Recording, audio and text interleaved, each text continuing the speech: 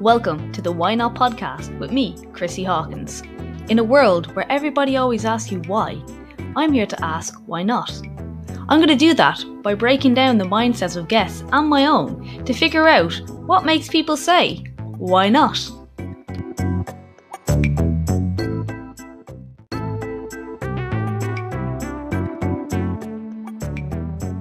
Hi guys, welcome back to Why Not. So today I have got Susan Niebergall on the podcast. So I'm really excited about this.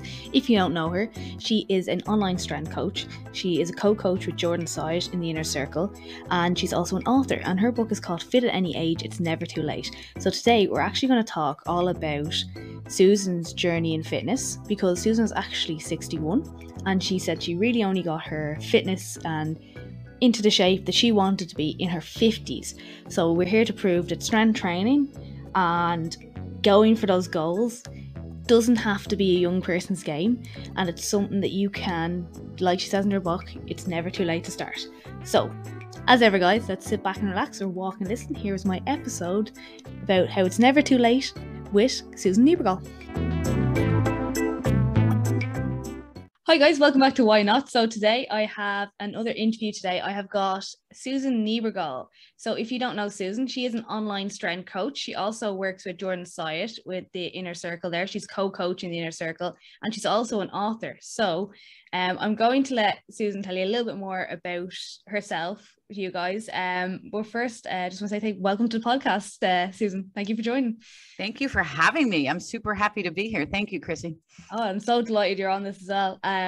So first off, can you start with just telling everyone a little bit about yourself? Sure. I am Susan Niebergall. I am 61 years old and a strength coach, online strength coach. I work with Jordan Syatt in the Inner Circle, wrote a book called Fit at Any Age, It's Never Too Late. And I'm basically one of these people that's like the consummate yo-yo dieter for decades, never knowing how to keep weight loss off. Struggled with that my whole life pretty much, and never really was obese, but always had weight to lose. And I did lose substantial weight back in I think it's late 80s or early 90s with Jenny Craig. I don't know if y'all heard of it over there, but it's a meal. It's kind of one of these weight loss things where you buy their food and you eat their food and then you lose weight. Oh yeah, we have that kind of thing over here for sure. Yeah. And I mean, I hesitate to say it works, but if you eat their food, you're certainly going to lose weight because you're not eating much. And so I did lose weight, right? But it didn't work for me because I didn't understand how much I was eating or what I was eating really. I mean, they came in these teeny tiny little trays of food, and I mean, the food wasn't bad, but there just wasn't a lot of it. So I didn't learn anything. So as a result, I couldn't keep it off. So from that point on, I gained and lost increments of that 50. I never gained it all back, but I gained chunks of it back, would lose a little, gain some more. I mean, I just did this little yo-yo thing all the time because I didn't know how to do anything. Jenny Craig didn't teach me that. They just taught me, you eat this, you'll lose weight. And so while that may sound good, and I still get people that want that, they want me to tell them, eat this. And the issue is that never works. It really doesn't work. And I think maybe in an extreme circumstance, it may have a time and place for some people, but most people, this is not the solution at all. And it certainly wasn't for me. So I spent decades back and forth and back and forth and back and forth. And it wasn't until I was in my mid 50s, around 54-ish or so, that I hired Jordan as my one-on-one coach, but not for nutrition, just to lift, because I had developed this love of lifting and became a coach during that time too. And I wanted to power lift. So that's why I hired him. But I thought I had nutrition figured out. I really didn't, but I thought I did. And so never really worked with him on nutrition, but I paid attention to everything he wrote, everything he put out, joined his Inner Circle very early on. I was one of the early members and put into practice a lot of his nutrition stuff. So then his coaching and then all this nutrition stuff, I mean, everything just changed, right? Finally, a sustainable approach that didn't require me to eliminate things or be crazy with things, working super hard in the gym, and honestly, not focused on how much I weighed or any of that. I never really even focused on that. I focused on getting stronger, being able to deadlift, being able to do chin-ups. That was actually my bigger goal, is to do stuff like that. And when my focus was on that and my effort for that, and then applying some nutrition stuff over here, I mean, it all just kind of fell in together. And so, and I was in my 50s. I mean, people think your fitness life is over at that point. And really, for so many of us, I mean, it's just beginning. And we're humans are living much longer lives than ever before. And so if you think about it, you're in your 50s, that's a halfway point for a lot of people. I plan on being a halfway point for me, and I'm over that now. So I'm a little bummed about that. But point is, there's lots of time, right? There's lots of time to keep going. And so what I wrote my book, Fit at Any Age, It's Never Too Late, about a year ago, because I wanted to show everyone that no matter how many mistakes you make, and I made a ton, and I go over all of them in the book, that you can still turn it around. It's a lot of self-reflection, looking at what you're doing, what you're not doing, what you think you're doing, and putting into practice some sustainable processes with no timelines, no expectations with regards to that, and working hard. And you can change everything. And you don't have to have good genetics. You don't have to know what you're doing. It's just possible. And I feel like that is a really important message, because, this industry is full of young people, which is fantastic, because you guys are going to carry this fitness industry into the next, generation. And there's not a lot of people my age here, saying, hey, look, I did it. You can do it too. And I think that's an important message, because there's my population. I think I'm a baby boomer. I never understand all of the Gen X is this. Certain. Yeah. I think I'm at the end of a baby boomer group. I don't know, whatever I'm at, there's lots of us out there. There are a lot of us, and we're out on social media. We're out in the world and thinking that we can't do anything anymore. And my mission is just to get the word out that, no, you can do it. You can do any of this. I mean, if I can do it, anybody can do it. And so that's what I'm kind of doing through the Inner Circle with Jordan, pairing up with him and bringing more people into the Inner Circle, and trying to help more people, the two of us as a result, and just helping people. The other cool thing about being my age, and there's not a lot of cool things about being my age. Don't tell me that. No, but there's really not. But one of them is I've already had a career. I was a school counselor for 30 years, and I retired from the school system here about 5-6 years ago. And so, I'm not having to do this to make a living. I'm doing this out of pure passion. I just want to do it because I like to help people. I have that background. That's kind of what I'm cut out of that cloth, that helping people kind of cloth from day one. And so I feel like, I have an advantage in that way. I don't have to worry about paying rent or bills or whatever. I'm just doing this because I want to. And if nobody listens, okay, no harm, no foul, but my goal is to get everybody to listen, because I think it's that important. Yeah. It's interesting you're saying you're a counselor before. Did you retire first and then become a coach, or was it something you trained as you were like deciding to leave the counseling? Great question. I actually got certified while I was still a school counselor. Yeah. So I became a gym rat. Like, I loved going to the gym. I worked with a bunch of trainers at the gyms, at the various gyms that I belonged to. I would always hire a trainer. And God bless all of them. I learned something from every single one of them, right? But none of them really put the nutrition part into practice. And so that was the part I was really lacking. But all of that put together, I was doing, and while I was still a school counselor. And then I thought, well, I really want to, this is like a passion. I love doing this. So I got certified, and I was still a school counselor. And what I found was this was the perfect marriage, being a trainer, because of what I was doing. I mean, I was a teacher, then a school counselor. And I talk to people for a living. So that part of it, I got, it's the muscle connections and all the other anatomy stuff and the stuff that, I was a music major. And so I didn't know all that. I mean, I knew basic stuff, but I got certified with all of that. So you put that together with what I already knew from the psychology piece and how to conduct a conversation and how to listen and validate and all those things. I felt like that was the perfect marriage. And it really has been. So I actually, my first training job was at a gym very close to my school.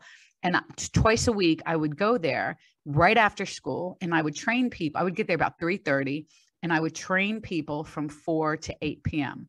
Tuesdays and Thursdays. That was my first exposure to actually training people. Oh, it's a That was a long day, Tuesdays and Thursdays. It was a long day. Yep. It was, and it was interesting because a lot of times my own fitness was taking a back seat because of those long hours, right? You know, there was no real time to fit stuff in, and it suffered a little bit during that time. And it showed. I mean, it showed. It was interesting because that beginning of my training career, whatever, I didn't look anything like I look now. And yeah, I had the big menopausal belly, and I was kind of ashamed of all of that. Like, how am I letting this happen to me? You know, I didn't understand what was going on at that point in time. So it was interesting because I wanted to help people. I wanted to train people, but yet I felt kind of weird on the inside because I felt like I didn't have it together yet, you know? It's weird, isn't it? You kind of get that as a trainer. One, they don't tell you that you're not going to have time to train. And secondly, sometimes you're a little bit unfit. You feel like you can't be given advice when you don't look the part, isn't it? Yeah. You know, and I think that whole discussion, I'm really glad you brought that up. I really feel like, you know, there's a lot of emphasis on how you look. And I get that. I get that. And I understand that. I do. And I don't want to say that that's 100% inaccurate. But I also don't think you should judge a book by its cover either, you know, because there are some people that are amazing teachers and amazing coaches and may not look like they could walk out on stage and compete in a bodybuilding contest or something like that. That doesn't mean that they're not good coaches or instructors, right? It's the same thing when I was a music teacher. Some of the best music teachers that I was ever around were never the best musicians. Like, they were never the best on their instrument, but they could teach. And I think that therein lies the difference. But with social, and we didn't have social media back then, but with social media now, appearance, I think, becomes more of a thing than it should be, right? Because social media, I mean, it's out there all the time. And it's something that we need to, I think, be fair about and be aware of, I think. Yeah, no, definitely. And obviously with social media comes filtering and other enhancements that they don't tell you about. Yeah, 100%. And, you know, and that whole social media thing, I mean, geez, my generation, you know, I feel like the old lady back in my day, you know, we had to walk uphill to school. All those things. I really catch myself sounding like an old grandma, but, you know, it's true. We didn't have any of this, you know, and it's a lot of social media is still pretty intimidating to me. You know, I get baffled at technology. Zoom gives me fits all the time. And how long have we all been using Zoom now? Right. I mean, for like the last 2.5 years, we've all been glued to Zoom because there hasn't been anything else for us. It's only how I learned to use it, like, so. Yeah.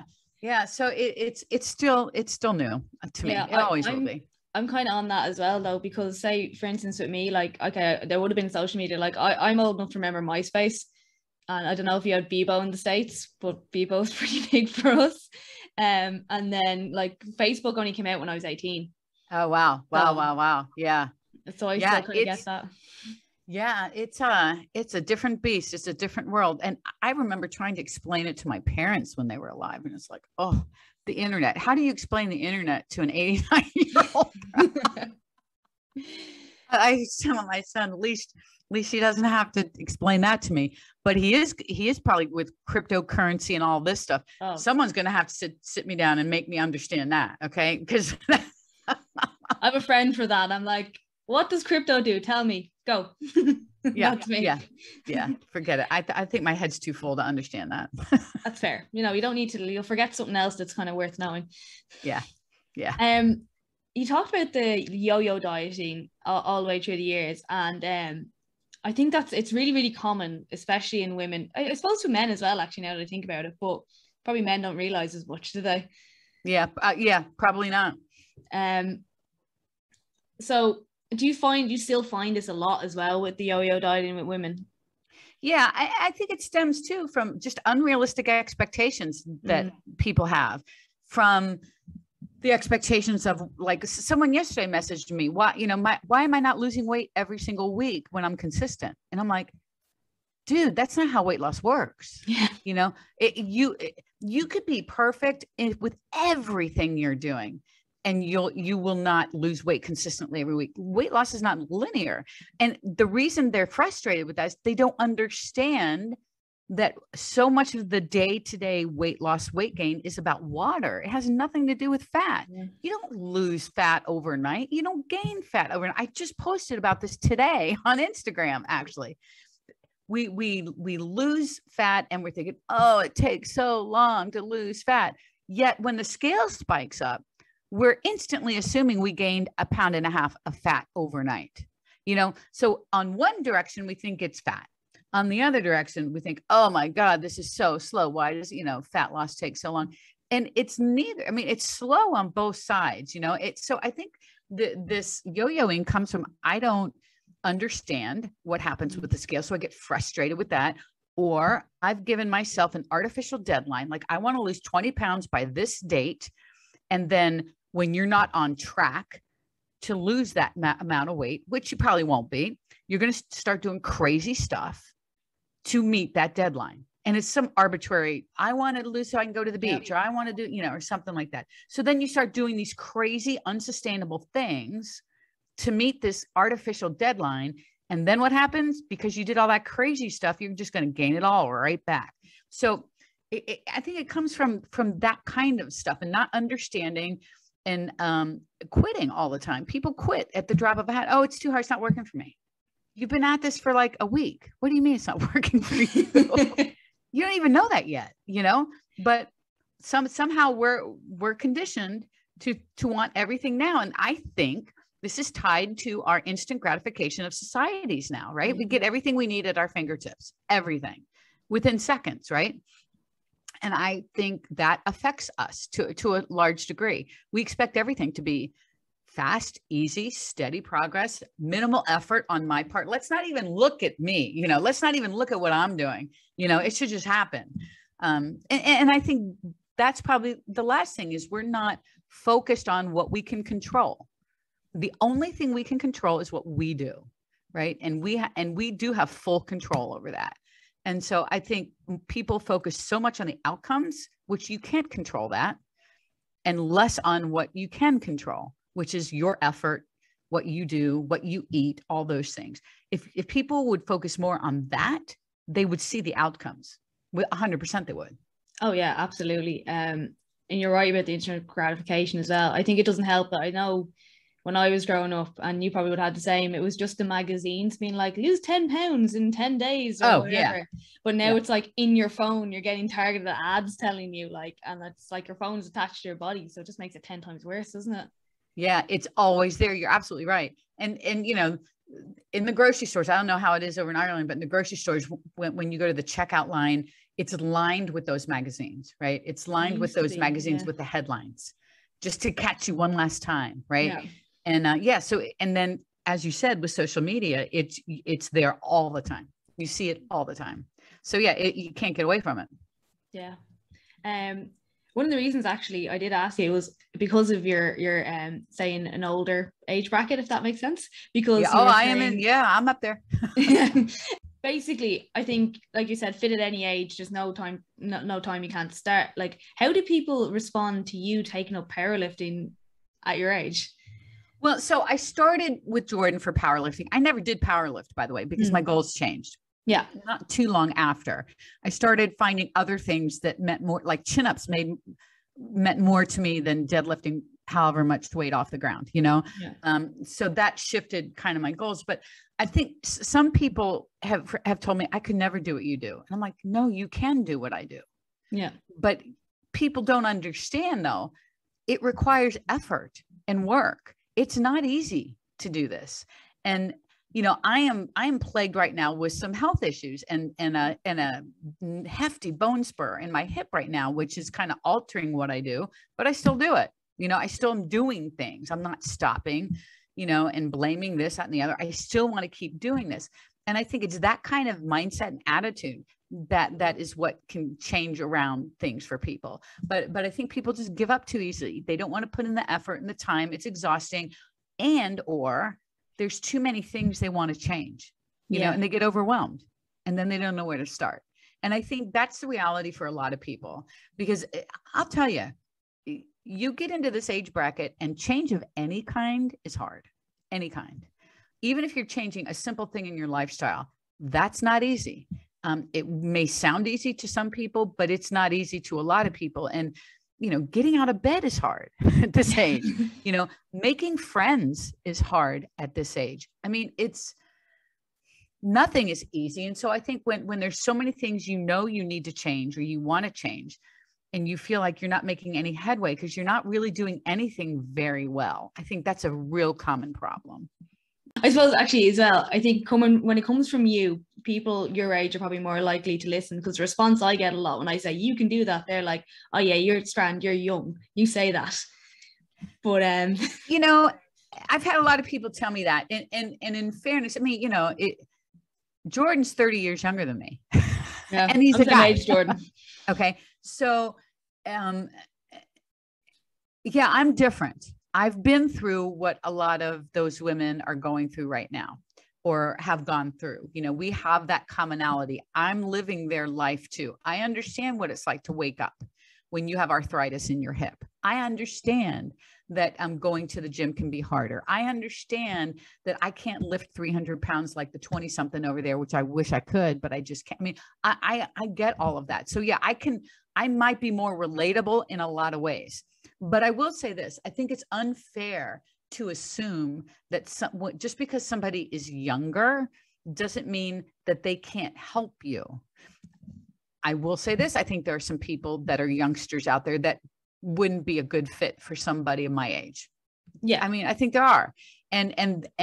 But I will say, and Jordan's a great example of this. I mean, he's my coach still. He still writes all my programming. This is like 7 years now in the making.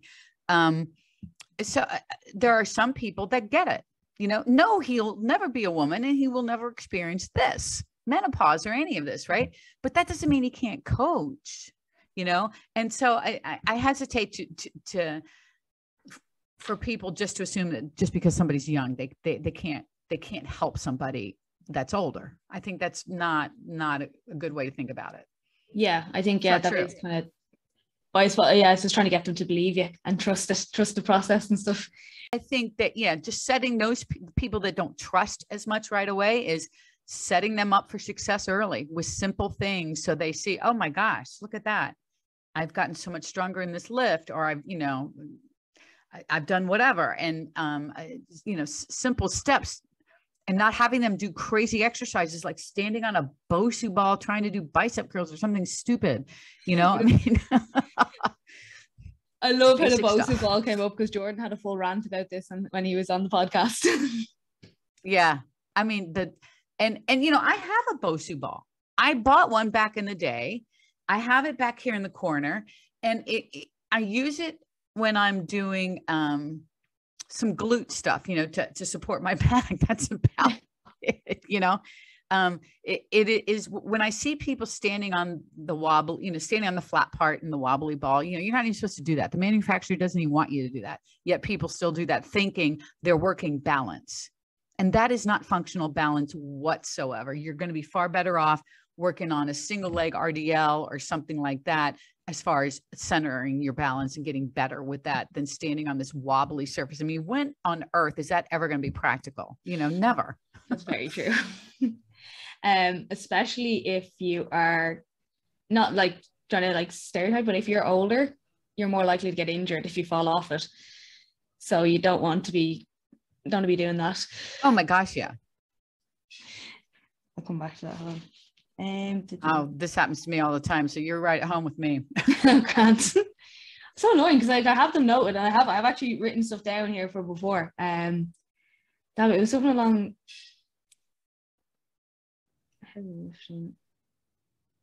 Yes. Do you think there's a lot of benefits for an older population or postmenopausal women to do weightlifting? Yeah, I mean, I think it's a requirement, to be honest with you. I think it should be required.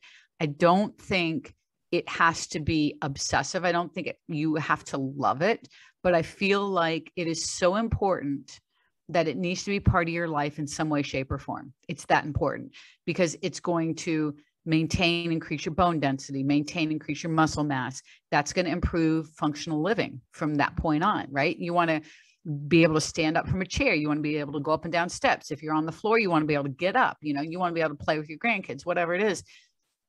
That's the importance of strength training as you age, right? It's going to make your life far easier as you get older. And I know younger people have a hard time looking so far down the line at that. And I get it. I mean, I think we all did at that age, but I really feel like if people could hop on board and start strength training earlier in life, when you're my age, you will be in an even better position than I'm in now, ahead of the game, even more, to take you on into your 70s and 80s and 90s, and be able to still lift. I mean, that's my goal. I want to still be able to lift when I'm in my 90s, my hundreds, whatever. Will I be able to lift the same as I did when I was 25? No. I'll want to, but I won't be able to. I understand that. But I just feel like the quality of life will improve and will continue to be high if you incorporate it. That being said, I feel like it's important for you to find a method of exercising that you love, right? And for some people, that's more dancing, or it's more taking this class or whatever. Cool, do that. But find a way to incorporate a couple days a week minimum of strength training. You don't have to lift 300 pounds. That's not what it's about. It's about lifting weight that's heavy and challenging for you wherever you're at in your training, spectrum there, and keep progressing with that over time. It's that important to, it's too important to not do. Yeah, exactly. Another thing I say, but people don't always listen to me because of my age, but you were talking about saying like you have a hip injury at the moment, or a bone spur in your hip. Does that stop you from training, or have you found a way to work around it? Yeah, no. I think and this topic comes up, injuries in general comes up more often on my Q&As than almost everything. The amount of people that say, I can't go to the gym, I have a shoulder injury. I'm like, why can't you go to the gym? I mean, it blows my mind, because what people don't understand, and we can use the shoulder joint or even my hip joint as an example. If you have, a lot of people get rotator issues in their shoulders because our shoulders are funky joints. They do crazy things and easily irritated and can be cranky and whatever else you want to throw on there. I know all about that. Yeah, right. I do too. I do too. And I feel like people think they can't work out that shoulder at all because it's hurt. I need to rest it.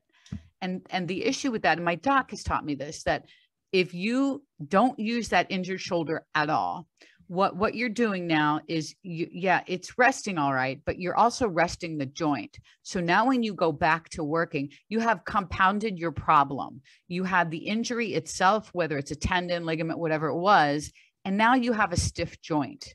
You have made it worse by not moving. And what people don't understand is that movement doesn't mean, if my shoulders hurt, that I have to do overhead pressing and it hurts. That's not what I'm talking about. I'm talking about finding movements that you can do in the gym and without pain, and do those movements and get stronger with those movements. Now, for me, when I hurt my shoulder, lateral raises were the big bugaboo for me. Oh. I couldn't do them. So, okay, guess what? Didn't do lateral raises, but I could overhead press. Cool. I did that. I could do rear delts. I could do those. And I could do front presses with an underhand grip. I couldn't do them overhand, but I could do underhand. So I found a workaround for my shoulders. I never missed a day of training. And I feel like that has got to be something that people understand. You shouldn't miss a day of training when you're injured. You want to keep your training schedule intact. Your training may look a little different. Cool. That's okay. But you keep with your training schedule to keep your head in the game, because we focus so much on what we can't do and we don't focus enough on what we can do. And when we shift our mindset to what we can do, all of a sudden we can start making progress again. and Yeah. and yeah, okay, I'm working my way back on my lateral raises to this day. I'm not back exactly to where I was, but I'm really close. But it's taken a long time. But again, I didn't miss a day of training. And the same thing with my hip now. I've got a bone spur that's a hook like this. It's Ugh. awful. And some days my hip, it just kind of locks up on me. And in the middle of stuff, it's just really bizarre, my bone spur. And so I have to juggle around my training a little bit. I've not missed a day. I'm not squatting full depth anymore with a heavy load. I don't think I'll ever do that again. I don't think I can. Yeah. So now I'm doing box squats. I'm doing some leg press, but only short range of motion where my knee's at 90 degrees. I don't bring my knee in closer than 90 ever. I'm obviously rebuilding with weight, so I'm not loading anything super heavy. Hip hinge movements are all pretty good. Glute focus movements are all good.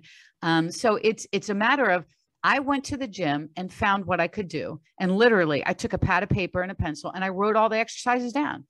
This is from my training program. I can do all of these. Cool. Now let me find some other ones I can do. And I made a list of those. And I literally just went in and wrote them down. And that's what I focused on. And Jordan built my programs around those. Well, my hip is in the state that it's in. No, that's brilliant, because it is this thing over here as well. It's almost like, oh, I have a sore shoulder, hip, whatever. I can't do anything. And you're like, well, you can do a lot. You just mightn't be able to do one or two things. Yeah. And that's you know what? That's exactly right. You can't do one or two things, but look at all the other things you can do. It's crazy when somebody actually, and this is news to people too. They're like, really? Yeah. Go to the gym with that pad of paper and pencil and start writing down all the things that you can do. And look at how many you're going to accumulate. Now, your training may not look what it looked like, before. That's cool. It's okay. That doesn't mean you can't make progress. It doesn't mean that you're doomed. It doesn't mean that you're going to lose progress. In fact, the best thing you can do is find exercises you can do and focus now on getting stronger with those, breaking records with those, making personal bests with those. Exactly, yeah. That's how you keep your head in the game when you're injured, right? I think that's as important as anything. Yeah, there's nothing more frustrating when you get an injury. So you're just like, yeah, I need to train. Yeah. It's like you're told you can't. And I get that. I have that mentality too. The first thing that hits me when I got the news that I have this bone spur, it's like, oh shit, what am I going to do? I had that too. But then, I accept the feeling that I didn't like it. Right. But I don't let emotion dictate what I'm going to do. Like, woe is me. I can't work. I can't do this. That's where it ended. I felt it. And now I decided, what am I going to do? Here's what I'm going to do. I can still try and box squat, but I can't put as much weight on the bar right now. And I don't think I'll ever, to be honest with you, put as much weight on a bar to squat as I did maybe 2 years ago. I think those days are gone. I don't like that. Makes me sad to think about that. But my God, it's part of life too. I'm not 2 years younger. I am older. I have this condition, this bone spur, and I've got arthritis in the hip too. That's not going to get any better, So I have a choice. I can be mad about it and let emotions just drag me down, or I can be mad about it and say, okay, so now what am I going to do, and figure it out. Exactly. That's the best way to do it. Do you find as well, people get overly frustrated on a day they can't perform the same they normally as? So like, say for instance, we said there, like, you can't do this because you have an injury, which can happen to someone. But say, for instance, you're just come out one day and you can't squat. We could squat yesterday. I feel like a lot of people get very frustrated about that. Oh my God. Yeah. I mean, we all do that. I think that's normal, but we all need to remember too, that training is not linear either. Like we can't expect every training session to be like the best ever. And that we're going to continuously add weight, or that things are going to always feel good. And a great example of this was even yesterday for me. I had an upper body day. I walked into the gym thinking, okay, I feel pretty good today. The first warm-up set I had dumbbell bench press. The first warm-up set, I felt it. And I'm like, this does not feel good. It was okay in my head before I picked up the dumbbells. And when I picked them up and I started warming up, I'm like, I knew right away, I knew right away by as heavy as my warm-up felt that this was not going to be a great, like, okay, let's push the envelope kind of day with weight. It wasn't going to be that day, you know? And so instead of forcing it and getting mad about it, I just kind of rearranged my weight a little bit, you know, and did not push as much as I had pushed even the week before. And that's normal. Like, are going to be kind of in the meh category, right? Yeah. Some are going to be like great, and some are going to be awful. So I had a meh yesterday, which is kind of par for the course. And I think if we all can look at training that way, instead of expecting unrealistic expectations yet again, right? Mm-hmm. For training, and get some more realistic expectations on what it's actually like, then yeah, everything just happens. But sometimes you go in, you check the box, and that's what it is. That's reality. Yeah. I'm a bit like that this morning as well. When I went to go deadlift, and I was like, nope, I'm not going to get what I did last week. I'm going to go slightly lower, just stay where I am. And better done than not at all. Yeah, it is. And I think somehow we've talked ourselves into, if we don't do exactly what we did last week, we're losing progress. We're losing strength. Oh my God. And we start believing that, you know, and then we start pushing through things that we shouldn't be pushing through, forcing things, form breaks down. Before you know it, now my back hurts, and, you know, all those, whatever could happen if you kept pushing. And I think we have to tell ourselves, you know, shut up. You're fine. You're not going to lose progress because you can't deadlift the same amount of weight that you lifted last week, or I couldn't bench press the same amount I bench pressed last week, or whatever. You know, we're not going to like lose it all because of that. Yeah. But you will if you give up and don't come back. Yeah. I mean, it could be the very best thing. You know, strength training is not about maxing out every single time you go to the gym anyway. That's not what it's about. I always go into a workout trying to lift as much as I can. That's the mindset, right? But that's not the reality. I mean, I have that mindset to kind of psych me up for effort, right? Yeah. And I think that's different than the reality of actually moving max weight every week. I mean, you don't move max weight every single week. You can burn out very, very quickly that way. So I think even having deload weeks is great idea. Just going through your program, super lightweight, going through the movements, giving your body a chance to kind of just chill, you know, and get used to movements and all that kind of thing. I think those are a great idea too.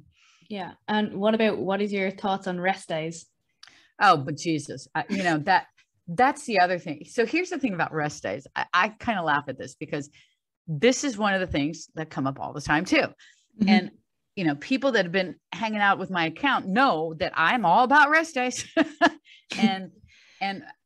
But we get into the nitpicky discussion about what is a rest day? What is not can I do this on a rest day? Can I do on this? It's like, can we just stop? Yeah. Everyone listening to this knows what a rest day is and knows what a rest day is not. I guarantee you. So a rest day, just to be clear, a rest day is not strenuous exercise. Yeah. Okay. So for example, going on a 10-mile hike is not a rest day. Doing a HIIT class is not a rest day. Running 10 miles is not a rest day. Doing yoga would be a great rest day activity. Doing some mobility work, a great rest day activity. Doing some low-level cardio.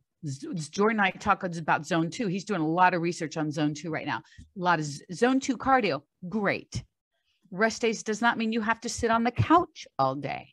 You know, people take it to extremes. It's either, well, I don't want to sit on the couch all day. Or the other people say, I'm going to go on a 10-mile hike. You know, what about all the gray area in the middle? You know, It's like common sense, I guess.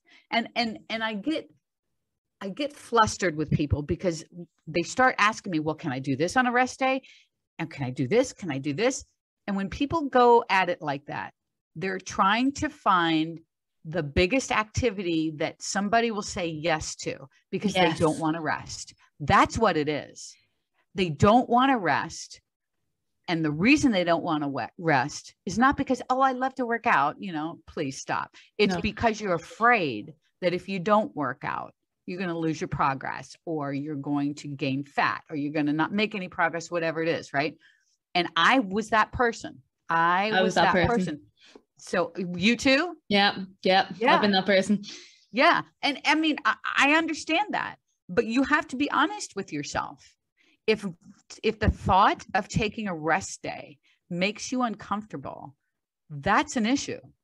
And you need to look at that. That tells me you need to take a rest day, and maybe you need to walk on that day and not do anything else, and the thing that people don't understand is this, because if you've turned it around, you certainly know this, that when you allow your body to rest and recover, guess what? Your next workout is so much more effective. And while you think you're going to lose progress by taking the rest day, you're actually going to make progress, because now your workouts can be effective enough for you to see progress. Because when I wasn't taking rest days, I wasn't making any progress. I couldn't see that. I was too caught up in I've got to do this. I have to do this. I have to do this. Oh, I love it. I love it. I love it. I love it. Well, I mean, I did like to work out. Yes, that was true, but it was also a bunch of bull crap. I mean, the real reason was I was just afraid, and it's okay. It's okay to be afraid. I get it, but you have to be honest with yourself. You really do. Yeah. And like, I don't know, like you can say you love it as much as you want, but I find when you're not taking rest after a certain time, it comes to a point where like you don't love it. You're going to tell everyone you love it, but inside you're like, oh, I have to do this again. And you just can't think of anything worse. Yeah, I think so. And I really feel like your relationship with exercise goes down the tubes, right? I mean, it's no longer you're doing it to build strength, to build muscle, to improve bone density, your mental health, all of those things. It's now I have to do this or I'm going to get fat, And so now there's dread, like you're exhausted, no surprise. Your muscles are tired, no surprise. Your attitude is not great to go and have to knock out this workout today instead of I get to go work out tomorrow. I mean, like today is a rest day for me. I didn't go to the gym today, but I'm going to go tomorrow and I can't wait. I'm chomping at the bit now to go because I had a day away, and I think that's a big difference. Our relationship with exercise, I don't think we talk enough about. I think we talk a lot about relationships with food, but I don't think we talk enough about the relationship with exercise and how that can drive you one way or the other. Yeah, no, definitely.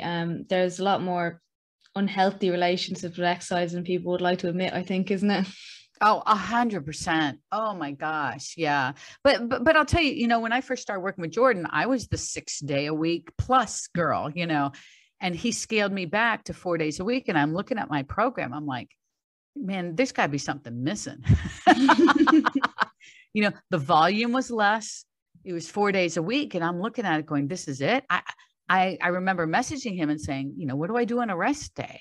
He goes, rest. I'm like, I whined and moaned and said, I can't do that. Da, da, da, da. And, he'd heard this probably a million times. So he said, okay, go ahead and go to the gym, hop on a bike, but don't let your heart rate get over like 110 or something. I mean, something super low. I'm like, okay, cool. So I can do something. Right. So I get on the bike and I'm like, oh my God, this is awful. So I promptly messaged him back and apologized and said, I will never do this again. I will rest on a rest day and trust the process. And I mean, you have to trust it. You have to be uncomfortable a little bit, let go, trust the process, see it through, and then you'll see exactly what we're talking about. Yeah, absolutely. Yeah. I think as well, you're talking about those extremes. I think when people see people in that body shape or whatever they want, they assume like you can't take time, because how could you get like that by taking time off? Yeah. That's exactly right. Exactly right. And the other thing related to this that I think people get caught up in too is cramming certain amount of workouts within a week. Like I work out 4 times. If you want to say 4 times a week, I work out 4 times. My training cycle is in 4s, but I don't cram them all into a week. I don't feel like I have to do that. A week is a random amount of time. There's nothing magical about a week's time, right? It keeps us organized. It's on a calendar. We can see it. Other than that, it means nothing from a strength perspective, right? Yeah. So I literally put a day off in between my lower and upper body workouts, which takes longer than 7 days to complete. So if I go through lower, upper, it takes me 8 or 9 days to do instead of 7. But I don't care. I mean, what do I care? Why, the 2-day difference? Oh no. Oh no, I'm losing everything. It doesn't matter.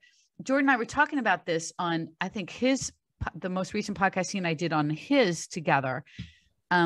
We haven't released it yet. Actually, I think that's the one we haven't released yet. And I started getting chills as we were talking about, and was getting so hyped because I'm like, this is so liberating for so many people who feel like, oh my God, I've got to cram all my four of my workouts, boom, boom, boom, one right after the other. I'm exhausted. No, you don't have to do that. It can free you up and give you the rest days that you need. And now with my hip, sometimes it's not just one rest day, it's 2. It depends on how my hip's feeling, to be honest with you. My hip's kind of driving my rest days right now. But I would never do that before. Just saying, I would never think of adding another rest day. I wouldn't do it. I normally do Monday to Friday with my weight sessions. But there's splits, and by Friday I do be tired, and I'm like, well, I've got 2 days off now. And people are surprised. I'm like, no, I'm not training again till Monday. Yeah. Yeah. I get that too. People assume I work out 5 or 6 days a week. Yeah. And the other thing is that they assume is that I'm doing like bro body part splits, like chest and back, bis and tris. I don't do any of that. I've never done anything like that. Which just shows that you don't have, if you want to do it, that's cool. Right. But don't feel like you have to do that. If you want to build some muscle, right? You don't have to do that. Just steady progressive overload, whether that's in reps or form or weight or whatever it is. Progressive overload just means progressing over time, right? Mm-hmm. And as long as you're doing that, you're in great shape, Yeah, that's another thing people don't really do they? They are going maybe 5-6 times a week, but they're lifting the same weights or the same reps, same thing from months on end. Yeah. And they're like, well, why hasn't it changed? Yeah. I'm surprised at how many people will say, I'm doing overhead press, let's say dumbbell overhead press. I'm using 10-pound dumbbells, and they're doing 3 sets of 10 reps with a 10-pound dumbbell or 10-pound dumbbells forever. When they could have gone to the 12s or the 15s a long time ago, and so you may not get all those reps like that. Okay, cool. That's your new goal, right? I push myself all the time with this. I don't think I have ever done 3 sets of something with the same weight in a long time. I'm constantly pushing the envelope. Like if I'm doing 20-pound overhead press and they feel good, the next set I'm going to 25. And if I can't get them all, okay, I'm going to get what I can, put them down. I'll pick up lighter weight and I'll finish out my reps because I am a little obsessive. Like if it says 10 reps, I want to get 10 reps. And whether it's 2 different weights, that's just me. I don't necessarily feel like you have to do that, but that's just a me thing. So I'll get my 10 reps, but maybe some of them were the heavy weights, some of them were the lightweight. Cool. The 3rd set, guess what? I'm going back to that heavy weight again. Yeah. I'm going to keep trying, And so now my goal for that exercise is to be able to do all the sets or most of the sets with that new weight, and I feel like pushing yourself in that way or a similar way will keep you training and not working out. It's just not a little workout for you to do. It is now, man, I'm eyeing those 35s. I want to get 35 pounds. So I am pushing. Let me see where I'm at. Maybe I can get 2 of them with 30. Cool. Okay. Then the goal is I want to get 4 of them with 30. And then, it's little things like that I feel like have been the one thing I don't talk as much about with regards to my success with building muscle or getting stronger is doing stuff like that. And I know a lot of people have their own little methods of doing it. And this is not a method. This is just how I do it, and it's not better or worse. It's worked for me and it's kept me focused. It's kept me driven. And I feel like that is the difference makers when you're focused and driven. Yeah, no, that's it. Like I have a similar thing like you, like I'm trying to push that extra weight, or if I see it, I want to go for it, except I'm not fussed on getting the 10 reps. I'll be like, right, I'll get as many as I can. And I'll grand, Yeah. okay, next week I want to get that, but more if I Yep. can. Yep. So Yeah. I feel, I wish more people would do that, because yeah. I think they would progress much faster than what they are. Yeah, I see it in class all the time as well. They're picking up the same weight, and I'm like, no, go heavier. And they're like, but I can't do that. And I'm like, well, you can drop to the lower one if you can't do it in the second round. And they're like, and then they end up doing it 3 rounds at the heavier weight. And I'm like, I told you. Yep. Yep. Yep. What do See you it mean? all the Why are you time. making you do that? And I'm like, well, you want to get skinnier, don't you? Not skinnier, but you know what I mean. Yeah. I think that is most of what I have to ask you today, but I do have one other question that I love to ask people. And the question is, what is the best piece of advice you've ever gotten? Wow. The best piece of advice I've ever gotten. There's been a lot. I've learned, and I'll say this, I've learned so much from Jordan, just from him being my one-on-one coach, and then now running the inner circle with him. I think you don't have to be perfect. It's okay to mess up. It's really okay to mess up, whether that's with your nutrition, whether that's with a workout, like I didn't do very well in my workout, or whether that's with business, like I screwed this thing up, whatever it was. It's okay to fail and then learn from it, and you keep going. It doesn't mean that you're less of a person, or you're less knowledgeable, or that you're a failure in any way, shape, or form, unless you don't use that information to get better, and I think I was that person that was afraid to fail at anything. And that's a lot of pressure. And once I could let go of that, I feel like that's when things started to really change for me too. And so, he taught me that. He taught me that was okay. It was okay. You don't have to work out 7 days a week. You don't have to be perfect with your nutrition. You can have that piece of cake. You probably shouldn't have that piece of cake every day, but that doesn't mean you can never have that piece of cake.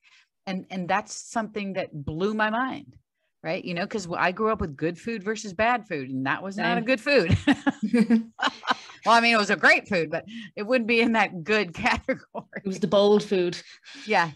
It's one of those, but and I think that's a great piece of advice for anybody. If you're struggling with weight loss, it's not about being perfect. And matter of fact, in the inner circle, Jordan and I don't want people to be perfect, because you're not going to sustain that. And then, when you aren't perfect, then there's a lot of beating myself up. I screwed up. Oh, woe is me. I ruined everything. It just sets the bar too high, unrealistically high. And, life throws you a curveball. You can't adjust. And it's just not sustainable. It's not healthy, And so I think just letting go of perfectionism in all walks of life is one of the best things I've ever done. That's something I'm still struggling with. Like now, food and training, fine, but it's other things. But there is always something that you have to keep reminding yourself of, isn't it? Yeah. Yep. Perfection is the best way to just basically use procrastination. Oh, yeah. Isn't it? Yeah. It's also an excuse for people just continuing their bad habits. Like I'm a perfectionist. This is what I always do. No, you're using that now as a justification to keep doing it. Right. It's not something that's happening to you. It's something that you've created, and now you can uncreate it. I mean, you can get rid of it too. It's not easy. It's not a snap your fingers and it's gone. No, that's not reality either, but it certainly is within your control to start making changes in that direction. Yeah, absolutely. So that's everything to ask. I really love that advice as well. It is something we always need reminding. And just before you go, Susan, can you tell everybody where they can find you? Sure. On Instagram, Susan Niebergall Fitness. You can find me on YouTube. Same thing, Susan Niebergall Fitness. My book is called Fit at Any Age. It's Never Too Late. And that's on Amazon, all the Amazons around the world. And I'm in the Inner Circle with Jordan, and you can find us at sfinnercircle.com. Brilliant. So I just want to say thanks again for coming on. It was my pleasure. Thanks for having me. Thank you again for listening to the Why Not podcast. It really means a lot that you are listening in, and I would love if you could please leave a review on Apple Podcasts or subscribe on Spotify. And always, I'd love to hear feedback personally, so if you do want to leave me a message and let me know how you found the podcast, please do.